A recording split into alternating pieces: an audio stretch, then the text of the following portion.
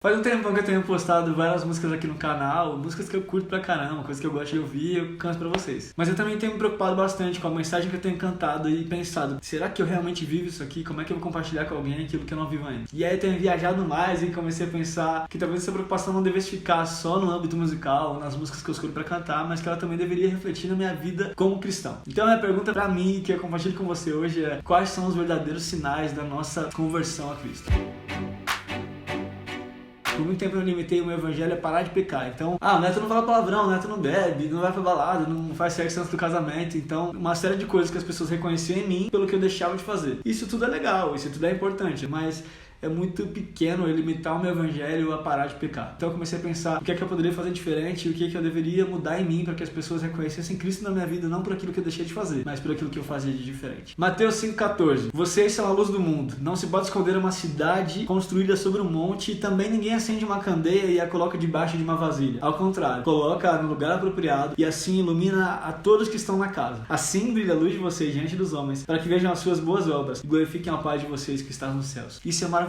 Jesus nos chamou para que a gente fosse luz, para que a gente tivesse um lugar de destaque, mas que em todo o tempo a gente se lembrasse que esse lugar de destaque não é para nós mesmos. Recentemente eu aprendi algo que mudou minha vida. Não tem como eu querer ser a atração principal em um lugar onde a atração principal já está. A atração principal é Jesus e sempre será em qualquer lugar. Então eu tenho tentado reconhecer o meu lugar, que é ser luz sim, é ser colocado em destaque, mas nunca para mim agora, sempre para a glória de Deus. Então beleza, eu entendi que minha missão, meu chamado é ser luz. Eu preciso fazer a diferença, eu preciso ser colocado em um lugar de destaque para que a minha boa obra glorifique a Deus e que as pessoas entendam o que é o reino de Deus. Isso é demais, isso é maravilhoso. Então depois que eu entendi o meu chamado universal, que é pegar o evangelho, e depois que eu entendi o meu chamado específico, que era usar a ferramenta da música para levar o evangelho, eu comecei a condicionar aquilo que Deus tinha me chamado para fazer. Então beleza, Jesus, eu vou obedecer, eu vou fazer o que o Senhor me chamou para fazer depois que eu tiver um CD. Ou eu vou fazer isso depois que eu tiver X visualizações. Eu vou fazer isso depois que eu perder minha timidez. Eu era extremamente tímido. Ou no meu caso eu também colocava expectativa em alguém na minha família. Tem um tio que é cantor, então eu pensava, ele é muito bom, ele é muito famoso, então quando eu for perto disso, quando eu for parecido com ele, aí eu vou dizer sim para Jesus. Uma série de condicionamentos que eu coloquei em mim mesmo, que me impediam de alcançar aquilo que Deus tinha me chamado para fazer. Na verdade eu tinha esquecido do principal, eu tinha esquecido de que nunca foi sobre aquilo que eu tinha em mim ou daquilo que eu podia fazer, mas sempre tinha sido por aquilo que Ele era e por aquilo que Ele queria fazer em mim. Eu só precisava dizer sim, aquele que me chamou seria responsável por fazer a obra naquele que apenas disse sim e obedeceu.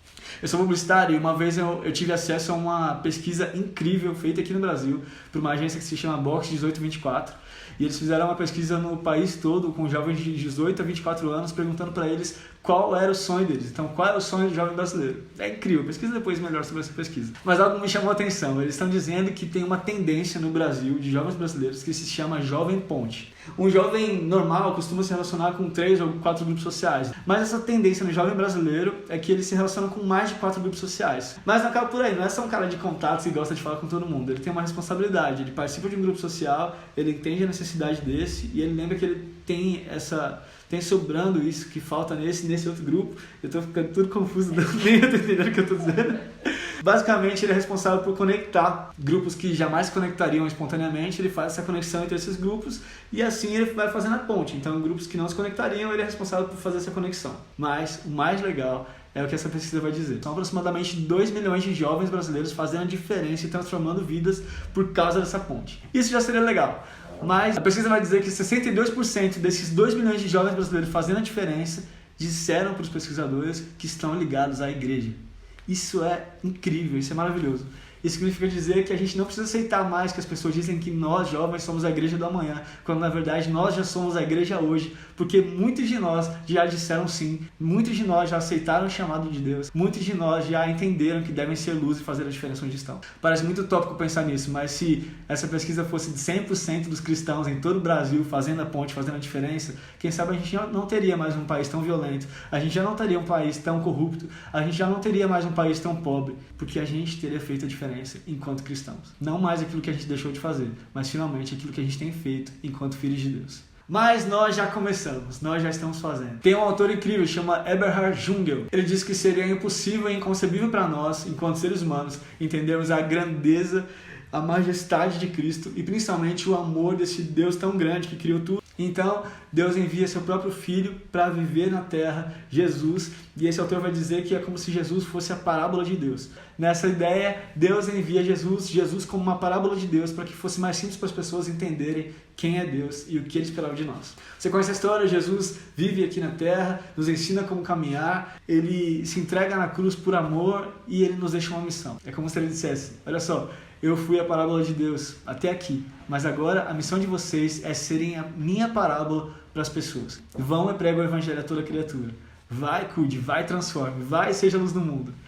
E é aí que entra a nossa responsabilidade. Comece a pensar onde você está. No seu trabalho, na sua escola, na sua faculdade, você é parábola de Jesus. Quem vos recebe, a mim me recebe.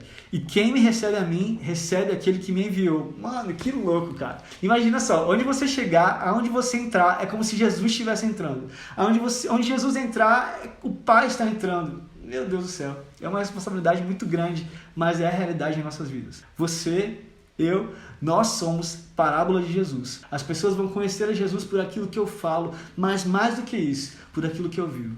E aí as pessoas vão conhecer a Jesus porque o Espírito Santo de Deus está em mim, está levando elas para Jesus. E quando elas conhecerem a Jesus, Jesus levará elas para o Pai. E assim nós cumpriremos o chamado de Cristo. Seja a parábola de Jesus, seja a ponte, seja a luz do mundo, faça a diferença onde você está. Não tem escolha. Você disse sim para Jesus, você mandou o status lá no Facebook dizendo que você é cristão, então vem com tudo isso a sua responsabilidade de realmente ser um cristão de verdade e manifestar o reino de Deus onde você está. A maior prova de que você já teve um verdadeiro encontro com Jesus é quando você provoca verdadeiros encontros com Jesus na vida de outras pessoas. Tá preparado para isso, mano? Vai lá e comece a fazer isso agora. Vai lá, tô esperando.